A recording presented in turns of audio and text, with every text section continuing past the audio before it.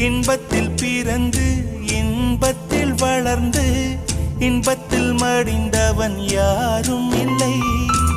துன்பத்தில் பிறந்து துன்பத்தில் வளர்ந்து துன்பத்தில் முடிந்தவன் யாரும் இல்லை. இன்பம் பாதி துன்பமும் பாதி இரண்டும் வாழ்வின் அங்கம். நெருப்பில் வெந்து நீரினில் குளித்தால் நகையாய் மாறும் தங்கம்.